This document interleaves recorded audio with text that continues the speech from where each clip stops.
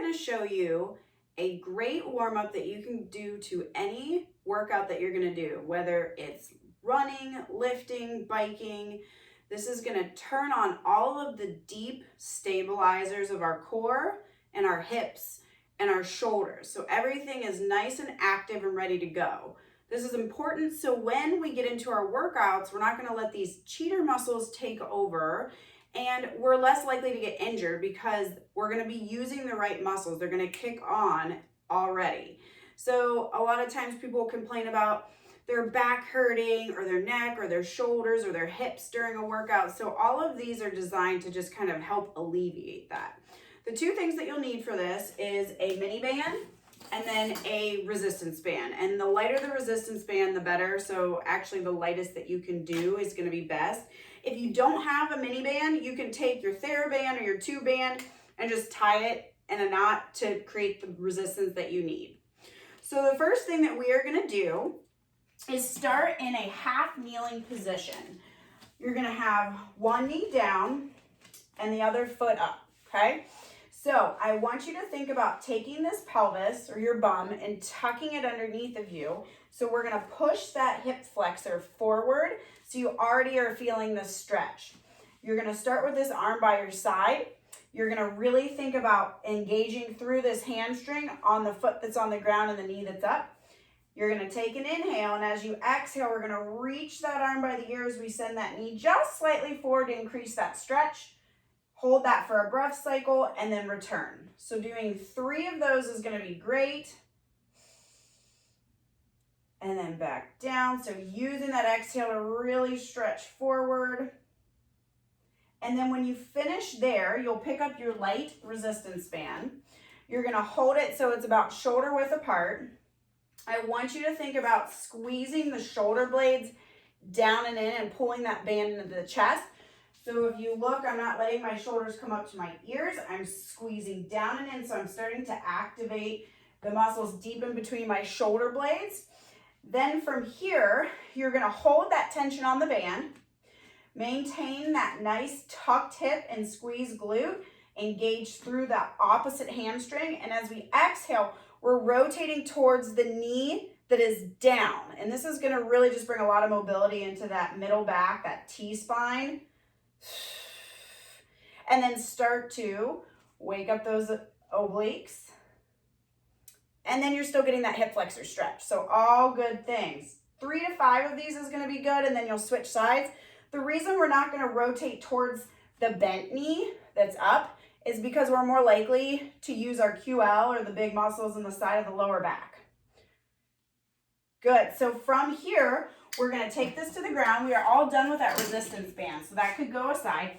And we're going to take our mini band and we're going to lay down. We're going to put that mini band right above the knees. And then we're going to lay on our back with our feet just kind of under our ankle, or our knees in line with our ankles. You're going to take an inhale and an exhale to think about really starting to brace your core, creating that pressure in your abdomen to support the spine. On the second exhale, you're going to engage the glutes and you're going to lift straight up to a bridge. So up here, middle to upper shoulder blades, staying off of the neck. Make sure you have that slight little tuck of the hips so you're not overextending in the low back. And then I want you to kind of push out into that band. And this is a hold. And we're going to hold this for about 5 breaths. So this is your time to start to really connect with your breath. We're thinking about using these exhales to really brace the core, turn on all of those deep stabilizers, and then the big global stabilizers, the glutes. And then with that resistance of the band, as we're kind of pressing out, you're starting to turn on to the glute medius, glute minimus, so the side butt. 5 to 6 breaths is going to be about 30 seconds. That's all we need here. And then you're going to lower yourself back down.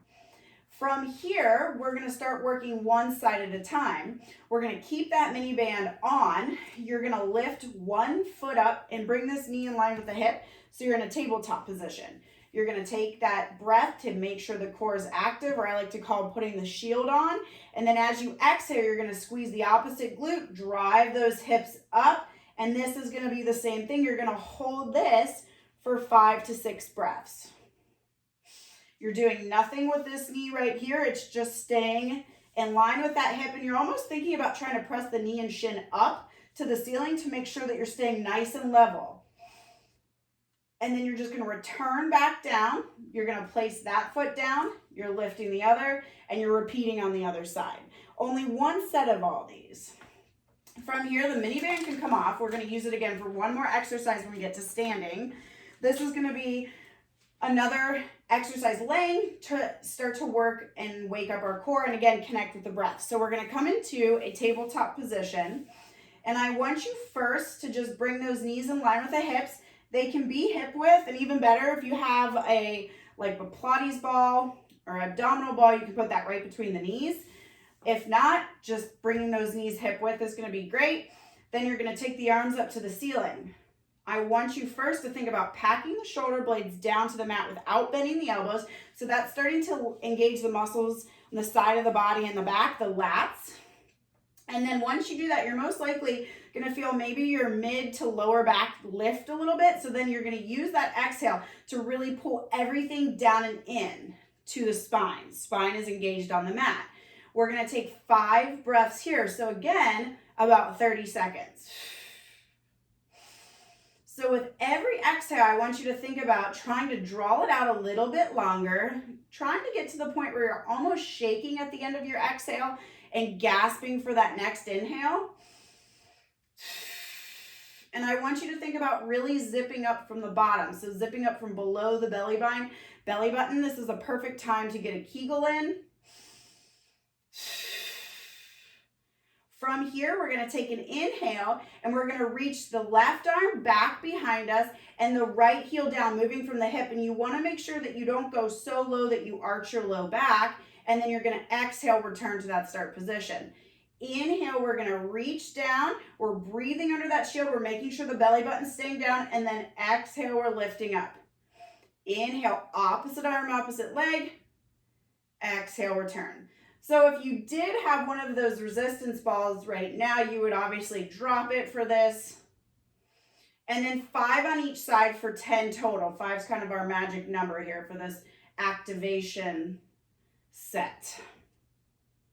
Good. So maybe like 1 more on each side, using that inhale back reach. Now shoulder mobility, you have to pay attention to here. So my shoulders are somewhat a little bit tighter. So if I were to take it all the way back down, you may see my back start to arch. So that's why I'm keeping that arm not all the way going to the ground. So you have to really feel that and pay attention to your body. When you're done, you can just draw the knees to the chest, take a little rock side to side, and then roll yourself up slowly, carefully. And then the last thing that we're going to do is going to be another lateral hip exercise, which is going to help keep everything stable through the pelvis as we go into our workout. So a note about where the band's placed. If the band is further away from the joints, it's going to be harder. So we're talking about the hip joints. If it's closer, it's going to be easier. So if you had a heavier resistance band to work with, you may start like above the knees or below the knees. And if you have a lighter or even a medium one, closer to the ankles might be a little bit better. So you're going to sit in a quarter of a squat. You're going to think about trying to really press the ground away so you start to activate already, feeling it in that side butt. And then you're going to take that breath to make sure that shield's on. And then you're taking steps out to the side. And then it's best if you can you could do it along the length of the mat, or you could do it in a room, 20 steps to the right, 20 steps to the left. And these burn out and fire really quick, so it's a really quick, easy exercise to do to really feel and turn those glutes on. So we'll do one more. So I think 20 to 30 is perfect. If you have a really heavy resistance band, maybe 15, and you'll really start to feel these warm up pretty quickly. Good. Then coming back to the center, you just kind of shake everything out. See how you feel? You're ready for your workout. This is also a really great, quick little 10-minute thing to do in the middle of the day. So around 2, 3 o'clock when we start to drag, you want to go chug some coffee. This is a really good thing to just kind of pep you up and keep you going through the rest of your day. So I hope you enjoy these and they help fuel your workout.